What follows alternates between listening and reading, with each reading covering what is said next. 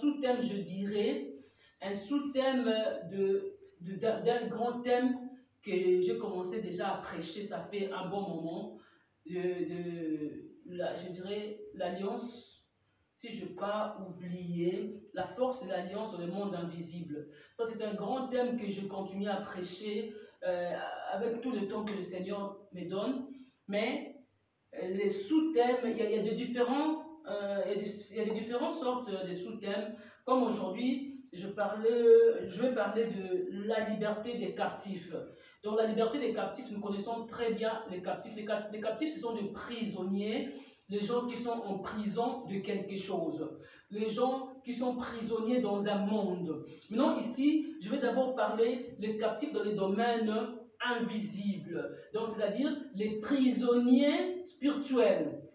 Parce que nous connaissons très bien, étant qu'homme, étant qu'être humain, nous avons une partie de nous qui est physique.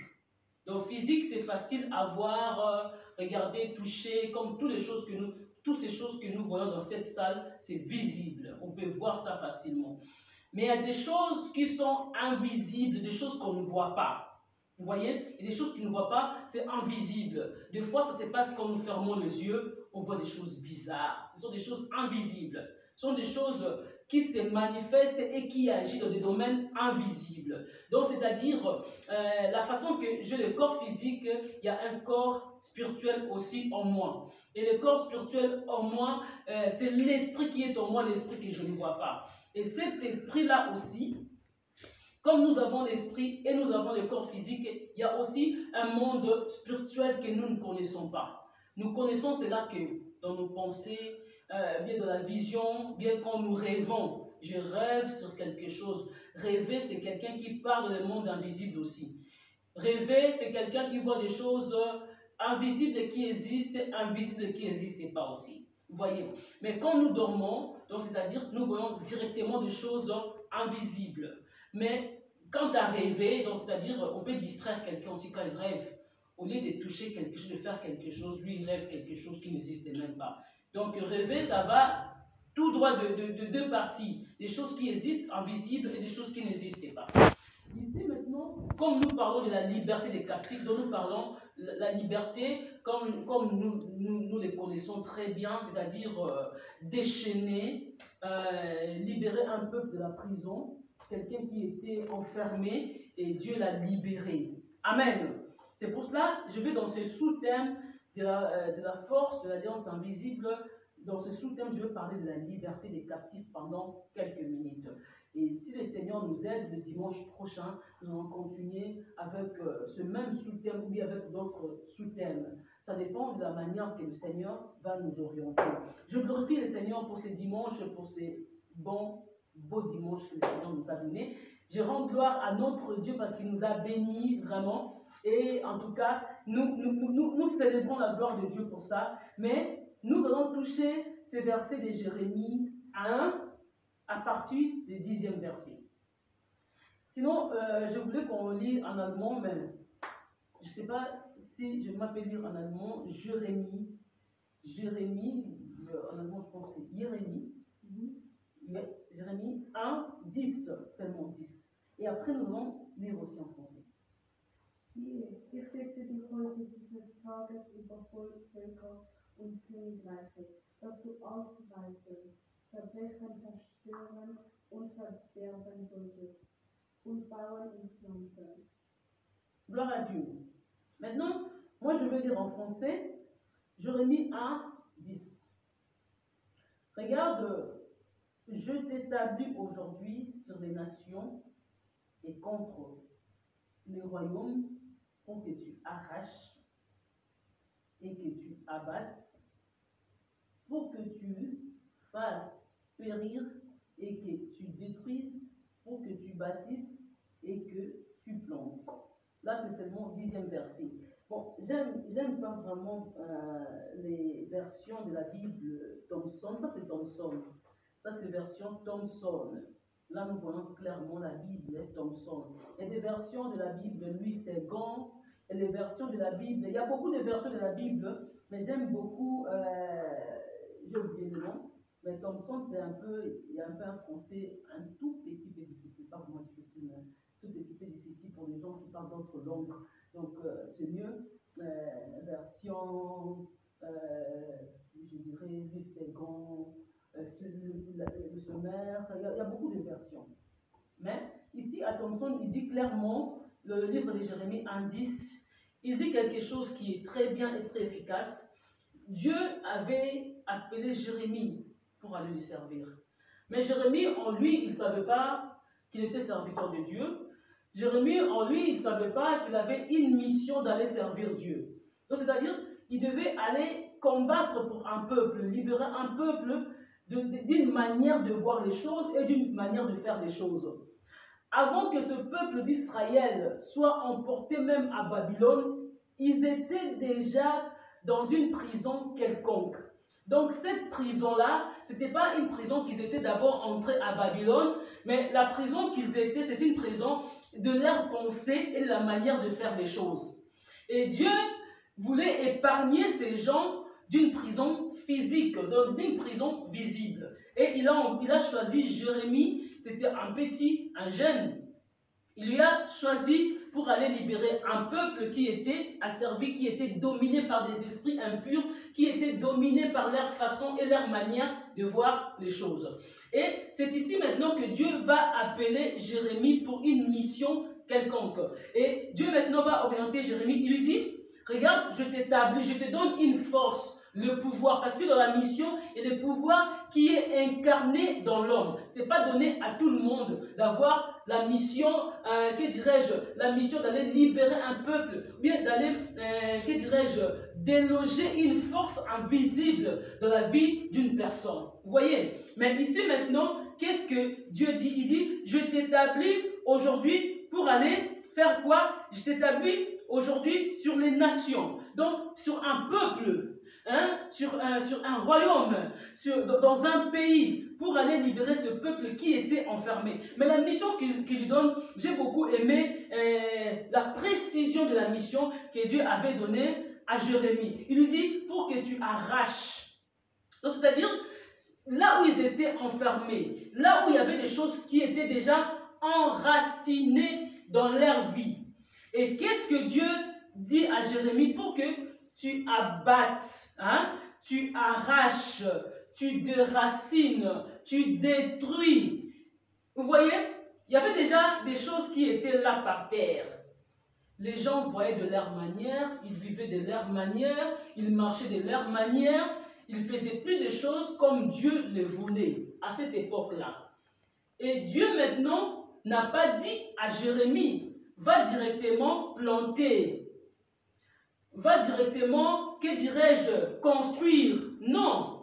Il lui dit, va détruire, va déraciner, donc enlever ce qui est déjà planté, ce qu'on a déjà mis par terre. Va déloger, va déraciner, va détruire. Je me demande si tu peux m'aider.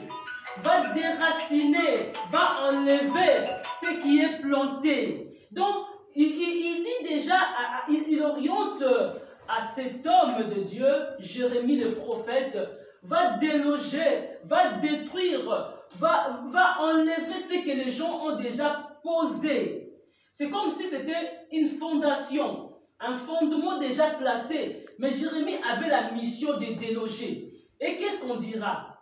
Ça peut être peut-être le pensée des gens, que le diable a déjà mis des bases solides dans leur pensée, dans leur manière de voir les choses, de faire les choses. Ça peut être une vie déjà que tu es habitué avec. Tu es habitué à une vie, tu es habitué à faire les choses comme toi. Tu dis comme ça, c'est bien. Mais Dieu dit maintenant, Jérémie, tu as la mission d'aller enlever cela dans leur pensée, dans leur manière de voir les choses. Il y a des maisons qu'ils ont construites, mais ce n'est pas de bonne manière. Et Jérémie va détruire les maisons là. Est-ce que ces gens-là vont accepter? Ils vont accepter tout d'un coup. Il y a un prophète qui vient, il dit ne faites pas de cette manière, ne faites pas de cette manière, faites de cette manière-là.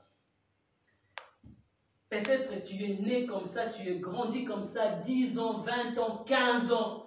Tu es dans cette vie-là, tu connais que la manière de vivre, c'est de cette manière, et je dois respecter, je dois me discipliner, je dois faire ça comme je le vois, comme je le sais, et comme je le faisais, je continue de cette manière-là. Tu es déjà habitué à un système, à une façon, à une manière de voir les choses. Et c'est Dieu qui va te dire maintenant, Dieu va dire à travers son roi, il ne te dit pas directement, mais il envoie son serviteur, il dit à travers un homme de Dieu, vas-y, va enlever, hein, va déloger cela. Tout d'un coup, il y a un prophète qui vient, qui vous dit, c'est pas de cette manière qu'on doit construire, c'est pas de cette manière. Vous allez regarder ces prophètes, oh, ça fait longtemps qu'on est comme ça fait longtemps qu'on est habitué, mais vous ne savez pas que c'est des mauvaises manières, ce n'est pas des bonnes manières. Directement, on ne va pas croire à ces prophètes-là. Ce qu'il dit, c'est pas bien. Où il a dit ça, tout d'un coup, comme ça, il vient. Or que Dieu voyait de loin. Si je laisse ce peuple de cette manière, ils vont tomber à Babylone. Ils vont entrer à la captivité babylonienne. Vaut mieux écouter Jérémie. Jérémie, vas-y. Mais eux, ils ne savaient pas que Dieu avait envoyé ce prophète. Ils voyaient un petit de rien du tout, un jeune, et puis il est né seulement, ça fait, je ne sais pas, et il a étudié ici quelque part. Est-ce qu'il a la sagesse de venir faire quelque chose? Nous, on est des pasteurs, des apôtres, des docteurs, on est, mais il y a un petit qui vous dit, attention, Dieu va vous frapper. Attention, vous allez tomber quelque part. Et ça, comme nous disons, ça peut être des hôtels. Des choses qu'on appelle hôtels. Pas hôtel pour aller dormir, hôtel, sacrifice, hôtel, une manière de servir Dieu. Hôtel, ça peut être des hôtels que les païens, les musiciens, comme des Rihanna, comme des Beyoncé, comme de Michael Jackson, comme tous ces gens, ça peut être des systèmes qu'ils ont déjà instruits sur les pensées des gens. Rihanna est venue, je donne des exemples, je ne dis pas que c'est comme ça, des exemples seulement. Peut-être elle est venue avec un modèle là que tout le monde admire, tout le monde apprécie. Il dit, ah, ce modèle-là c'est bien, j'aime comme Rihanna, porte comme un feu. Et tout le monde sont nagés dans ce système-là. Parce que le diable, pour instruire des systèmes, pour établir quelque chose, il cherche des gens aussi qui ont des dons, qui ont des grâces de faire quelque chose. Il cherche des dons qui ont des talents. Il fait le pacte, il fait l'alliance avec eux. Toi, tu vas être comme ça. Tu as des grâces, tu es courageuse, tu vas devenir, mais moi, je veux faire l'alliance avec toi. Et pourquoi? Tu vas devenir une grande personne. Moi, je vais t'aider à devenir une grande personne. Je te donne l'opportunité. Mais tu vas me donner les esprits des gens. Et comment faire? Ils vont s'habituer à porter de telle manière. Ils vont s'habituer à faire des cheveux de telle manière. Ils vont s'habituer à danser comme ça. C'est comme ça que j'aurai tous ces gens-là dans ton système. Ok. Vous allez voir, il n'y a rien qui fait des modèles, qui fait quelque chose, vous pensez que ça vient d'elle-même, ou que ça vient de quelque part des mondes à part. Parce que celui qui ne chante pas pour Dieu, il n'est pas pour Dieu. Celui qui a Dieu, il chante pour Dieu. Bon, les chansons de l'école et tout ça, c'est pas païen. Moi, je dis, ce que moi je connais, c'est pas païen. Ce qu'on chante à l'école, ce qu'on chante, c'est pour l'éducation. Moi, je chante jusqu'à présent des chansons que j'ai chantées à l'école primaire. Ouais, l'école secondaire aussi, si je n'ai pas oublié, mais l'école primaire, je connais beaucoup de chansons. Et puis le film de Denver que j'ai regardé au Congo, des Tortues Ninja, des XO. Je chante aussi des chansons pareilles. Je ne sais pas si c'est païen, mais ce sont des chansons d'enfance et tout, ça fait aussi du bien. Hein. Ce n'est pas pour adorer, mais c'est pour un peu se réjouir de l'enfance. Mais qu'est-ce qui s'est passé au juste?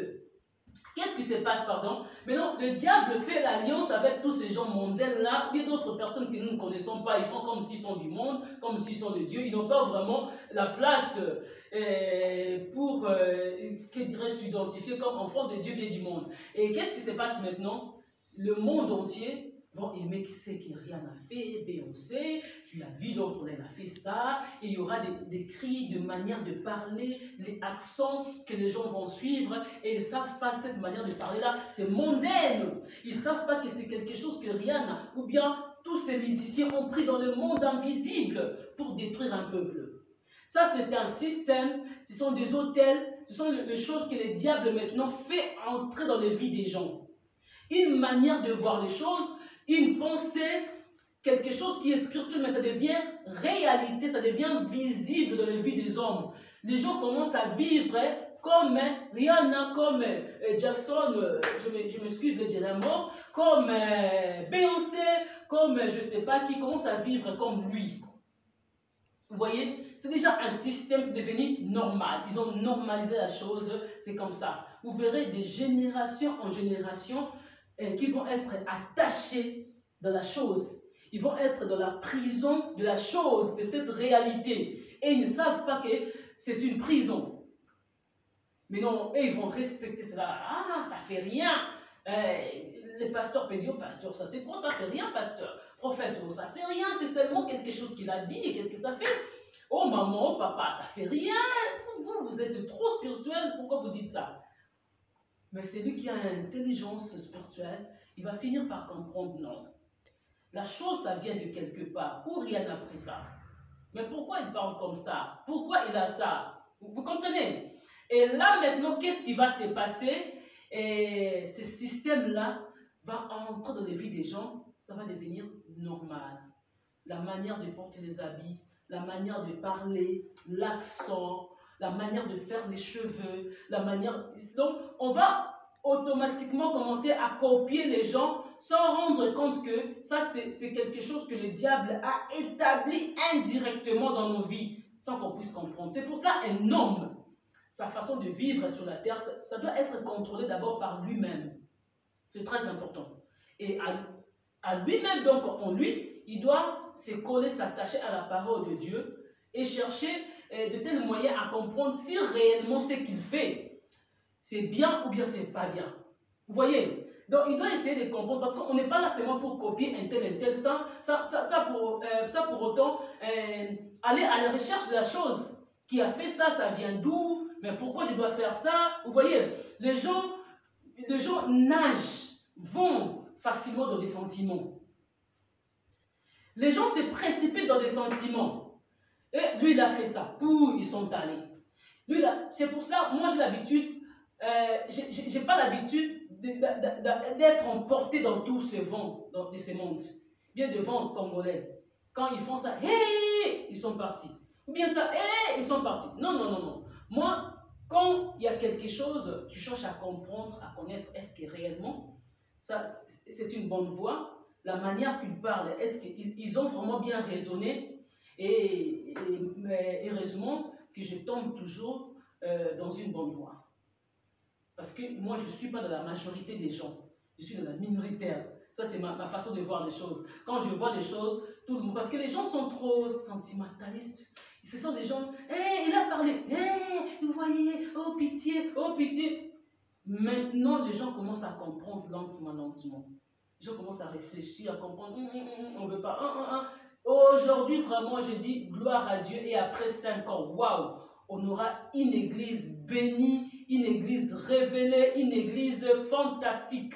Je glorifie Dieu parce que les gens commencent à comprendre. Et nous, on était révélés 10 ans, 20 ans en arrière de beaucoup de choses que les gens ne comprenaient pas. Mais aujourd'hui, les gens commencent à comprendre. Je me demande, oh, c'était quoi? Mais déjà, on avait des révélations bien avant. Et aujourd'hui, les gens commencent à comprendre. Et je crois, après 10 ans, après 5 ans, 10 ans, waouh, on aura une grande bénédiction. L'église sera bénie et les peuples de Dieu vont vraiment avancer. Gloire soit rendue à notre Dieu. Comme je disais, il y a des réalités comme ça qui se passent dans le monde. Les gens sont attachés à la réalité visible des hommes. Par exemple, des stars, par exemple, des gens que nous voyons, il a fait ça, il a porté comme ça, surtout dans le monde des théâtres. Oh mon Dieu! Et quand les gens font des théâtres chez nous, l'autre, il parle... Bon, je ne connais pas leur accent, mais je sais que ça se passe comme ça parce que quand j'étais au Congo, ça s'est passé comme ça. L'autre parle un peu comme des théâtres et tout. Et l'autre suit aussi. Hey, il avait parlé comme ça, ça devient. Maintenant, c'est tout le monde qui va suivre la façon que l'autre a parlé. Alors, qui boye, tout accent boye. Et le comme pas tout il y a un musicien chez nous, Fali, je dirais, qui maintenant dit il y a là-bas, par exemple. Je ne sais pas si c'est vraiment juste, mais il dit quelque chose, il y a là-bas. Donc, c'est-à-dire, il y a là-bas, oui, je sais, il à Bongo. Donc, terme mot, c'est comme si, Nakatiamo. Maintenant, au lieu que ça reste chez des païens, maintenant, c'est tous les chrétiens qui parlent ça. Il y a là-bas, vous savez si c'est quoi? Peut-être c'est le diable qui lui a donné ça, peut-être c'est dans le monde invisible qu'il a reçu pour apporter cela dans le monde. Et c'est le pasteur, c'est le païen qui s'élève, c'est le chrétien, pardon, qui s'élève à parler de quelle manière, qui explique des choses. Waouh, trop bizarre, parce que Fali avait dit, parce que Fer avait dit, ça devient chez les chrétiens. Mais non, l'église doit s'élever, doit dire non. L'église doit refuser. C'est pas parce que Fali a dit ça, moi aussi je dois dire ça. Je suis moi pour moi. Et s'il a pris ça de chez le diable? Donc moi je fais entrer les diables dans ma maison, les diables me dominent aussi. Oui, parce que lui, il est star, il fait l'alliance avec les diables pour prendre tous les gens dans son système, dans sa façon de voir les choses, leur faire entrer où? Dans le monde invisible, dans l'affaire. Et si moi je suis Fali, je suis sa façon de parler, c'est un homme que je vois, je peux pas faire l'internet pour ne pas voir Fali, je ne peux pas faire l'internet pour ne pas voir faire, je vais toujours les voir à YouTube et tout, mais je ne serai pas là pour regarder tout ça. Vous voyez, je ne peux pas être là pour suivre leur manière de faire les choses. Amen. Mais non, si nous, on est là pour suivre leur manière de faire les choses, donc on tombe aussi dans le monde. Dans le monde. Donc, il y a un système qui est déjà établi par les diables à ses agents. Les agents du diable, ce sont les gens que nous voyons, ce sont les gens qui servent le monde. Vous voyez, quand ils viennent là, ils mettent un système visible et nous suivons. Donc, nous participons et nous sommes captivés. Nous sommes dans la prison de quelque chose, ça nous demande la liberté. Et notre liberté maintenant, ça ne se fera pas d'une manière, que dirais-je, à fermer la bouche, à montrer par des signes, hein, à dire que non, pas comme ça. Non, non, non, non. On doit dire clairement ce qui se passe. Donc, on doit déraciner, ôter des autels, la force invisible que le diable a bâtie dans les vies des gens. Des autels invisibles que le diable a bâti, un système que le diable a établi, un système que Dieu n'a pas établi comme ça, esprit, il est venu établir. Non, esprit, il a fait l'alliance à travers tous ces gens qu'on appelle stars, les gens qu'on appelle, je ne sais pas qui. Moi, j'aime beaucoup comment il fait les choses. Quand il fait comme ça, oh, il bouge bien. Et ça devient mon système de vie, ça devient ma manière de danser, parce que le star là, mondaine, il fait comme ça. Mais non. Mais non. Vous voyez, et quand je reste dans ce système-là, dans cette façon-là de voir les choses, ça reste, c'est quoi? C'est une base que je construis en moi parce que je vis ça chez une telle personne. Or que notre statut parfait, c'est Jésus-Christ. Or que la personne qu'on doit suivre, c'est Jésus-Christ. Une manière de faire, c'est Jésus-Christ. Il nous a montré tout dans sa parole. Quand on est attaché avec lui, on doit maintenant, que dirais-je, faire de la manière à copier ce qu'il nous dit. On ne peut pas faire de notre manière. Amen. On ne peut pas faire de notre manière. Et là maintenant, Dieu dit à Jérémie, va déraciner, va abattre, va détruire les forces qui est plantée dans les vies des gens. Parce qu'il avait vu. Il a vu de forces invisibles. Il a vu que ce peuple ici vont être bientôt à Babylone. Alors Jérémie regarde. Il a montré à Jérémie, et il dit à Jérémie, la façon que tu vas détruire, tu vas déraciner, tu vas abattre, il y a encore d'autres choses qu'il doit faire. Mais l'autre chose, là, je vais dire ça le dimanche prochain.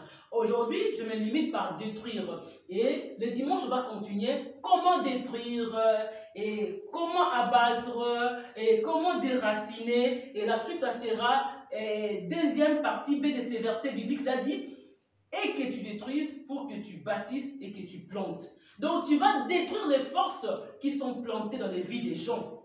Dans un pays, leur système, leur manière de faire les choses, leur culture, comment dirais-je, encore une autre chose, il y a encore une autre chose. Donc il y a plusieurs façons que les gens font, ça dépend du pays, ça dépend des continents, mais va détruire ce qui est planté dans la vie de cette nation. Et après détruire, qu'est-ce qu'on va faire encore? On va maintenant mettre des nouveaux, de belles choses, des bonnes choses, pour que ce peuple-là ne grandisse plus comme avant, mais grandisse comme la parole de Dieu va les orienter. C'est ça qu'on va appeler une nouvelle génération. Ancienne génération qui était détruite, et maintenant Dieu va construire une nouvelle génération de sa manière, de la façon qu'il veut faire les choses. Amen. Et c'est à ce moment que nous mettons fin à cette prédication. Bien-aimés dans le Seigneur, Christelle Stop, nous finissons, nous sommes déjà à la fin de notre